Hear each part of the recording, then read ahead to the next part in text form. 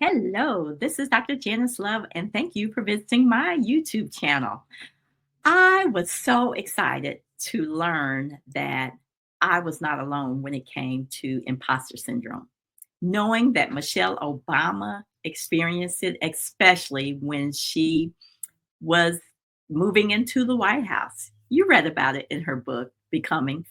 Well, today we're going to talk about standing tall like Michelle and overcoming imposter syndrome together. We are going to be joined by our guest, Cicy George, and I can't wait until you hear about her suggestions on how we can overcome imposter syndrome and stand tall like Michelle. Stay tuned.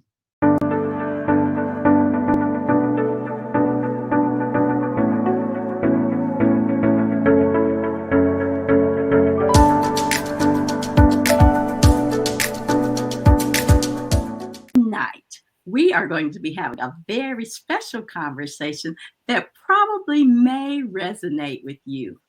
It is called Standing Tall Like Michelle Obama, Conquering Imposter Syndrome Together. Now, we all know that imposter syndrome is something that we experience, but we really don't like to admit.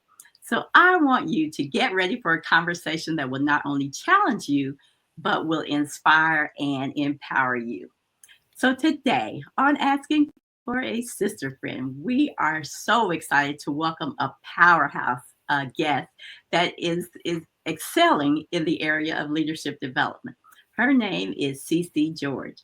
She has a passion for helping leaders step into their full potential, and she has shaped careers, whether it was in retail, finance, and healthcare. And what she has done was to transform workplaces with her expertise in leadership strategy, emotional intelligence, and even peer coaching. Her groundbreaking work at Macy's impacted hundreds of professionals, launching programs for leaders at every level. Now, in 2024, she took her impact even further, launching the hugely successful Leading Ladies Who Lunch podcast. And we're going to talk a little bit about that later. But it's a platform that's dedicated to uplifting women navigating corporate leadership. So her voice is reshaping again how we see women, power, and purpose in the workplace. Now, if you ever met Cicy, she lives by her personal motto. Everyone should walk away from an interaction feeling inspired. So I want you to get ready to be inspired today. And we would love to welcome to the stage our guest, Cicy George. Welcome, Cicy.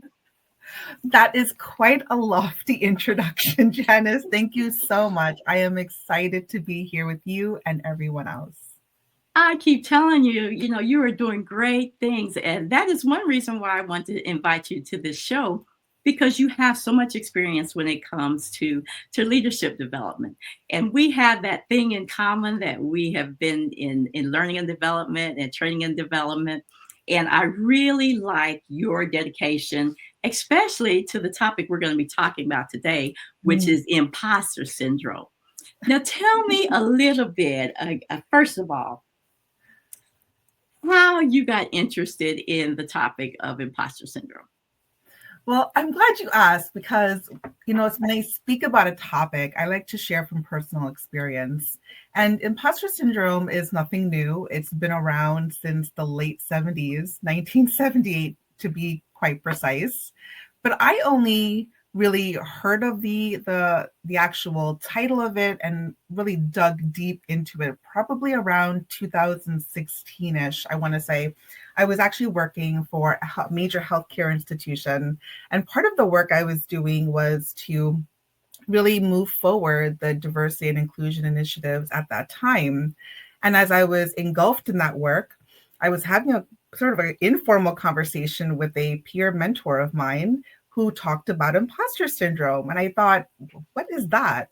Now, mind you, I think we all experience things and we just don't have the actual vernacular to go with it. So we all have these lived experiences, but we're not knowing that it falls under a certain category. So when she talked about imposter syndrome, she would ask, have you ever felt like you got a promotion or a job just because you were meeting, a quota, or that you felt like, oh, if I can do it, anyone can do it?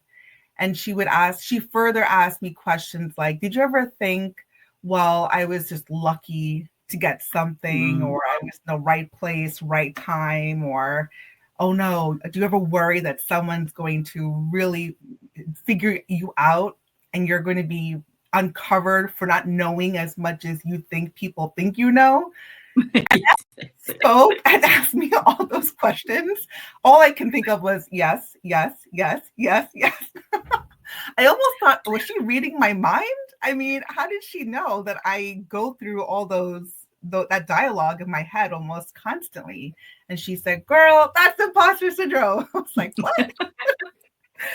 So when she mentioned what imposter syndrome is, and let me give you the formal definition. Okay. All right. The formal definition of imposter syndrome is that crippling feeling of self-doubt, Mm. intellectual inadequacy, and you almost anticipated failure that often haunts people who are attributing their success to luck or help from others rather than their own abilities. And it's also in light of even previous success. So no matter how much success you're reaching, you're still thinking, well, I really got lucky, or, it was because I knew that person, or because I happened to talk to that man. You're not thinking it's because I worked hard. I actually Right. stuff. I'm an expert in this.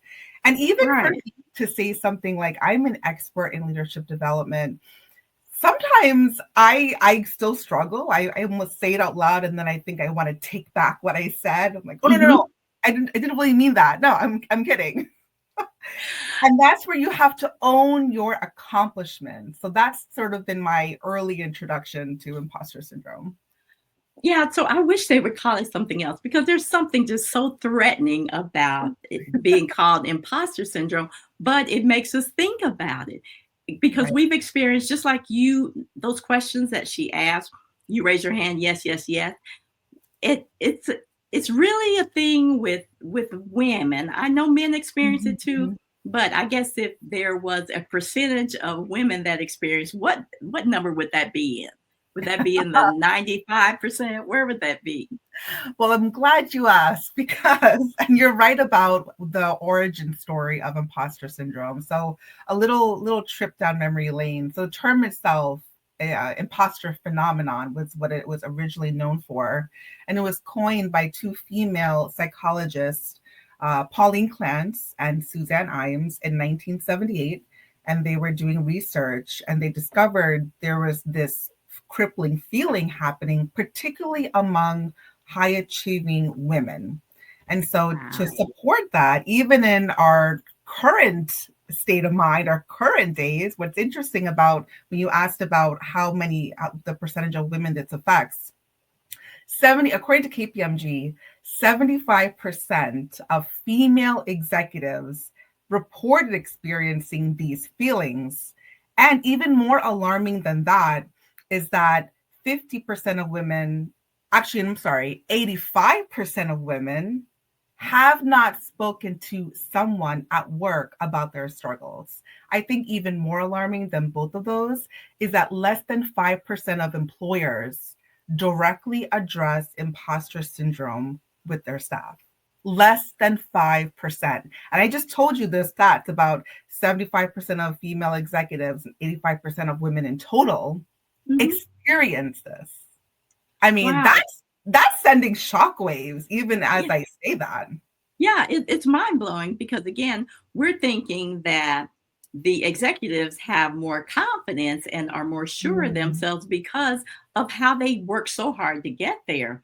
But when Mhm. I read the book, it's The Confidence Code by Katty Kay or whoever it is, they talked about the fact that even women who are like the lead in their field, still suffer from a lack of confidence, which really is a form of imposter syndrome.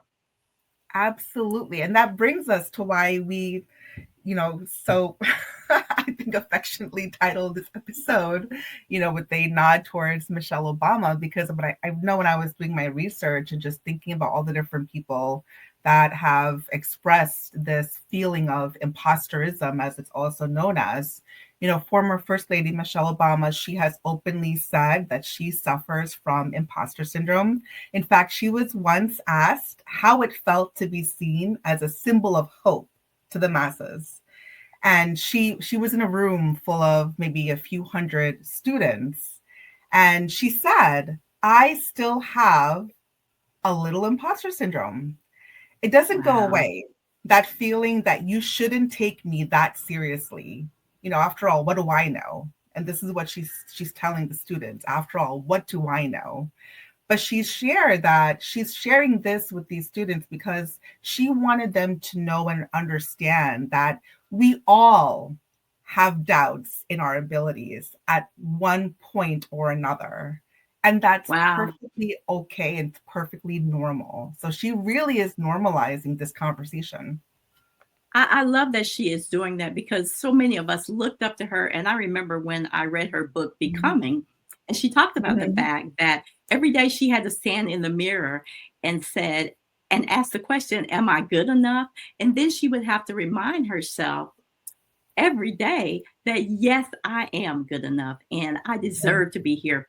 Thinking about just all the things that she dealt with from an expectation perspective, being the first Black woman to be in the White House, to be the first lady, there had to be enormous pressure on her. And I love the fact that she recognized this in herself and she empowered herself. So many Mhm. of you, as we talk about this, again, we're talking about standing tall like Michelle Obama and conquering that imposter syndrome together.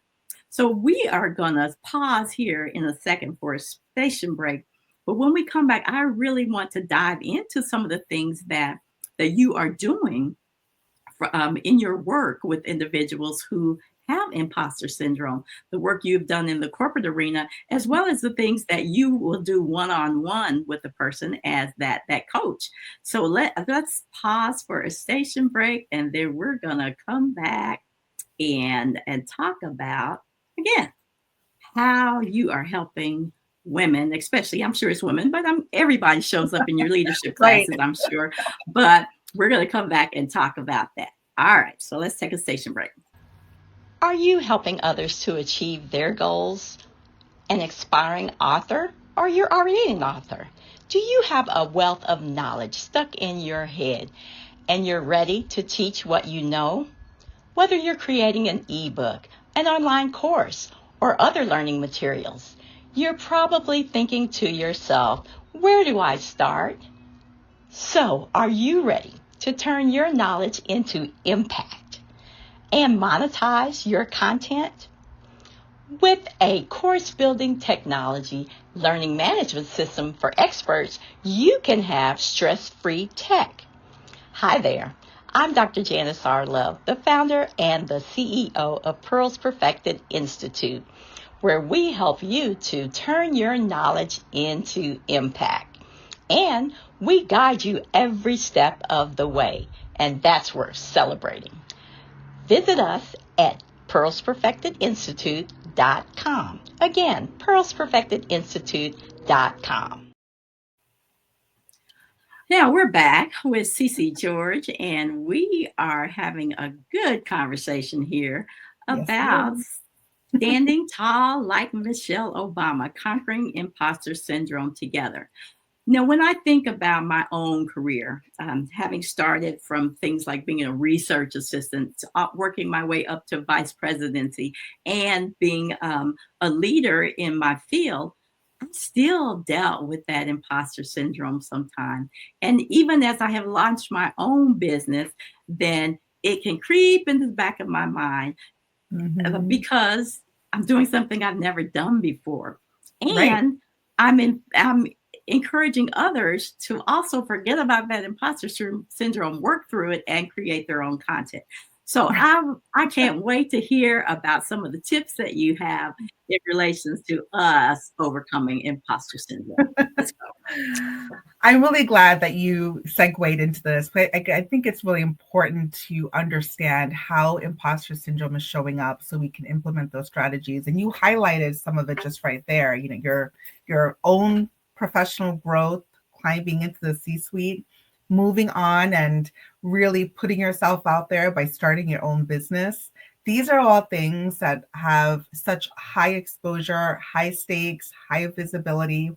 These are often those situations that we experience where you start to have these doubts of, oh, am I good enough? Will I make it?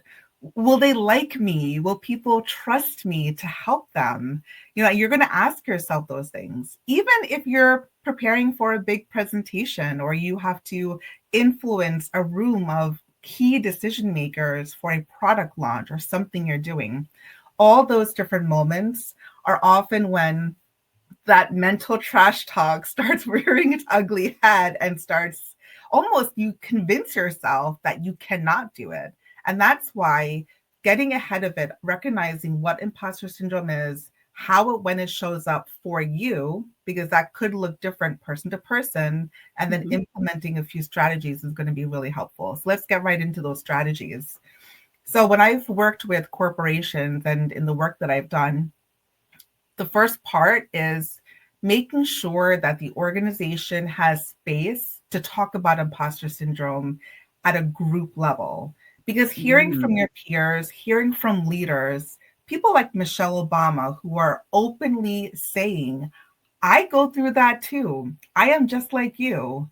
It really helps to normalize the conversation. You heard those statistics before about 85% of women have reported experiencing this, but less than 5% of employers directly address this with their staff. We need to close that gap. That is, there is something very wrong there. So normalizing the conversation, making space for these conversations, whether it's in as big as a town hall, in one of your local leadership programs, mentorship programs, or even just a team meeting. If you're a team leader and you're listening right now and you're thinking, oh, you know what? I'm going to bring this conversation to my team and we're going to talk about this. Do a lunch and learn, make it fun, just create some space for doing that is what I'm pleading with you to do. That's the first thing. Okay, stop right there. Let's stop right there. Okay, so what typically happens when a, a people get in a room in a leadership meeting or leadership training, there are those who want to act like they're rising above, right? So what does a facilitator do to kind of break that ice to get people willing to be vulnerable about About their experiencing? Yeah. right, What can the because facilitator do? I can understand that because people are worried about being seen as weak, which is Hmm. why Hmm. 85% of women, most people don't talk about it, don't share it. So I Right. can absolutely understand that. And I think it takes, first of all, I would wonder or question or even examine what type of organizational culture do you have? Is it Mm. psychologically safe for you to openly talk about these things? If it's not, then you may want to consider having these conversations first at a team or even individual level to start the train of conversations. If you are in an organization where you are allowed to have conversations as free as this, as vulnerable as this, without Mhm. fear of any kind of judgment or retribution or anything of that sort, then I would, if it was me, I would go to one of your C-suite leaders and ask if you can make this a topic on the next agenda for a town hall. And ask if they would be willing to share personally their stories and struggles behind this. Because I know for me, when I was early in my career, hearing from people who struggle with the same things that I do really helps to normalize not only what I'm feeling, but to also show me and give me hope that you can rise above this. You can get through this challenge. I've done it. Here's how I did it. and I'm successful. And you want to be that inspiration for others. But I think it starts with individuals taking the initiative to either approach a C-suite leader to have a large conversation and even some engagement on their part. Or if you're not quite there yet with your organization, starting at least with your team. Because remember, as people leaders, we're all there for our team. So we need to make sure that our team is doing okay and opening up this space to have these conversations, and even also recognizing when one of your team members is struggling. Yeah, I get it. Because I even take it one step further, even in my church, being the pastor's wife, right? I want to let them know that, hey, I'm just like you all, and Right. here's how I got from here to there. And even my children, who oftentimes deal with the fact that their parents are doing great and wonderful things, and they think that I can never get there, but they don't realize where we started from, right? So I Right. am constantly having those conversations, especially with my daughters, because Oh, yes. in this day and time, there's a whole lot more pressure out there from for them, even from a social media perspective, to Yes. again, legacy kinds of things. And so I try to harp on them. Hey, I didn't get like this overnight. This was a Exactly. long journey, and you can do it too. All right. So we talked Absolutely. about step number one is that we open the space up to have conversations about what people are feeling, what people are experiencing. All right. So I can't wait to hear what's next. Okay, so we have some activities, Okay. and you can find these online, but the assessment that I use is called the Clance IP scale, IP standing for Imposter Phenomenon Scale. Okay. And this scale actually is about, I think, about 25, 30 questions or 30 statements. And you're essentially rating how frequent or infrequent you experience those feelings. And then at the end, there is a way to score yourself, and you get to see how much imposter syndrome you struggle with, or maybe not as much that you struggle with. So I think awareness is really key. And for all those who are listening right now, I would encourage you to download the Clance IP scale. And again, IP is standing for imposter phenomenon. Take the assessment and try to understand first, how often are you feeling these things? Awareness is the first step to any kind of change. Now After tell us about that assessment again. What is it again? Spell it Clance, out for me. sure, it's Clance, CLANCE Mm-hmm. IP scale, SCALE. So Clance IP scale. Yep, and there should be a free download somewhere. Okay, If so yeah, you we if you definitely encourage you to take that. There I'm you going to go. do it, but I hate those self assessments when you I start know, looking at yourself and you go, oh my God, I scored there, but I'm going to holding be up the brave and do it. mirror. You got to hold up the mirror. You got to really come face to face with it, because then you won't know, how severe or maybe not. It's good information to have, and it won't Okay, take more than a few minutes. So it's uh, simple enough to get through. all right, Once all you right. have your results, what I encourage everyone to do is, whether it's your team leader at work, a buddy of yours at work, a person in your church, in your community, your inner circle, your BFF, whoever it is, find someone to talk to about the results with. If you're doing this at work, it's a lot easier, because in the groups that I've conducted, we do them in pairs, and we have individuals share their results with one another and just talk about what surprised them or didn't surprise them. But if you aren't in that setting, find someone you can talk to about this, and get their feedback and say, hey, I did this assessment. It turns out I have pretty significant and strong imposter feelings. What have you noticed in me about my behavior, or maybe some of the things I've said? Because it's also key for people to tell you, well, I've heard you say things like, oh, well, if I can do it, anyone can do it. That's Mm, self-sabotaging, right? And so mm-hmm, sometimes, even if we're joking with colleagues or friends, some of us engage in self-sabotaging humor, which is mm-hmm. really detrimental to our brand identity, to how others perceive us. If we are constantly talking about ourselves or downplaying our abilities, how is anyone else going to trust and rely on us as experts in our field? So I I love it. Because I have encourage. some girlfriends. I have some girlfriends who will call me out. So that is a good idea to have them to Right. say, maybe I owe them $1 every time I do that to myself. Right. An Like, accountability partner. That's what you yeah. need. I have an accountability partner, and some of my girlfriends will say, "We're going to call you on your BS. Stop that Mm, right now." And they catch me when I'm saying it. I'm like, "Oh, I just needed to knock some sense into my head." But you need people to call you out when you're okay. going through that. So definitely having an accountability partner to run this off, share this result with, get their input, their feedback, and also to help call you out when they're noticing that behavior or what you're saying is really going to be key to helping you go to the next step. Okay. I'll take it. So what's next? What's next? We need to flip the script, okay? For any Real Housewives out there, Real Housewives of New Jersey, Teresa Giudice, she was known for flipping tables. We're not flipping tables here, people. We're flipping the script. We need to Okay. change the way we speak to ourselves. I'm sure a lot of us speak a lot kinder to other people than we do to ourselves, present company included. I am your cheerleader. I will go out there and I will sell you into yourself, and I will give you the biggest hype conversation, hype talk. But sometimes even myself, I fall short. I don't know why we do this, which is why I have a vision.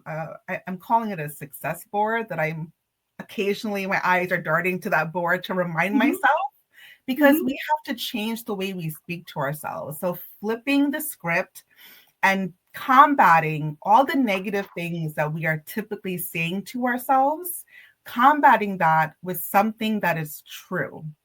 Okay, so if you're saying to yourself right now, I am a terrible public speaker, I can never talk to a room full of people. Okay. Maybe you had an experience when you were small, and maybe there was something in your background or some experience or someone telling you couldn't do it. And you believe that to be gospel truth. Remember, what people say about you is not gospel truth. We Uh-huh. often take it as gospel truth. But when someone has a criticism about us, or it says you are X, Y, and Z, we are so easy and free to accept that as our identity. I learned a long Mm. time ago never to let anyone else's opinions of me become my truth. And that is something I want to impart on everyone. Because when you finally accept that someone else's opinion of you is not gospel truth, there is an enormous wave of freedom. I mean, let freedom ring. Freedom, those bells are ringing in your background. You're like, I don't care what people think about me. I know who I am. I know what I can do. I know what I can achieve. I know the why behind it that drives me. And that is the most important thing. You have to feel that confidence in your abilities. And friends, this is not something that happens in an hour-long conversation like this. I'm talking, this is years of self-reflection and work, years of struggle, of tears, of doubt, of working my butt off to figure out who I am. This is not an overnight, oh, by tomorrow morning, my confidence will be through the roof. It's not like that. You have to put in the work. You have to reflect on who you are, what motivates you, what drives you. The work that I do is so meaningful because I am driven by the idea of growing and pouring into other people so they can become the best versions of themselves. And when someone comes to me and tells me that my work has transformed them into a different person, I mean, I think if I had a mic, it would have just dropped. I mean, there's no bigger testimony than that. And that's what I look for. So you have to be, this confidence that I'm sharing with you is not something that I manufactured yesterday. It's taken a long time to get here. And even as I say this, even with the struggles that I feel today and yesterday and tomorrow and the challenges I'm faced with right now, I am reminding myself aloud in front of all of you listening I am reminding you and myself of my truth. So this is that final piece that you have to remind yourself of your truth. Who are you and what are you meant for? Wow, you have dropped so many nuggets. I'm over here like, amen, saying it. Because Girl, I can talk about this all day long. I know you can. And I love it. I love it. And I see you speaking with such power. And I so agree with you that it doesn't happen overnight. It takes work. Think about the work we put into our work. Yeah, We go the extra mile. We do all those things. So do absolutely. the same thing for your self-confidence and get up out of this I can't do whatever, or I'm so lucky, or I just happen to do this. You've been Yeah, working your tail off. right. Whoever, sister friend who is listening, you have been working your tail off. So flip that script, stop the negative talk, and remind yourself of your truth. I love it. Here, are there any more steps? Because you got me ready to get started on my stuff right now. Well, I do have another activity. I'm Okay, all right, full of all right. Let's. activities and full of pearls for you. But here's one that I will add, and this is going to take maybe some deep reflection. Okay. I would encourage you to think about this journey in terms of when you think about what is holding you back right now. So if there Mm, is, along with imposter syndrome, we have an idea called limiting beliefs. And mm-hmm, limiting beliefs are also those things that we tell ourselves that, oh, I can never do this. Like, for example, I have for the longest time, for my entire life, probably have always said, I'm just not a math person. I suck at math. My mm, worst subject. That is something I've always said. And honestly, when I think about that, I think about, because I say I'm so horrible at math and science, that's why I've never pursued a career in medicine, even though I think by culture I was probably destined to be in medicine somewhere, but I've never mm-hmm, pursued it because I just told myself I'm just really horrible at math and science. So there's no point in pursuing careers there. Right. And I'm sure there's people listening thinking, oh, well, I'm really bad at math and I never pursued a career in finance. But think of all the things that you're actually stopping yourself from doing because you are holding on to this belief that you are something that you very well could be, but you're holding yourself back from unleashing a potential that you never fully gave a chance to realize. So, friends, I would have you think about for a minute, what are you holding on to that you're telling yourself, I can never blank, blank, blank. I was mm, never good at blank, blank, blank. And think of all the things that it's holding you back from. And then I want you in the same vein to think about what if that just wasn't true? And think of all the possibilities of things that you could do, you could have done, or you still can do if that was just erased. And make a list. And then I want you all to jot that down.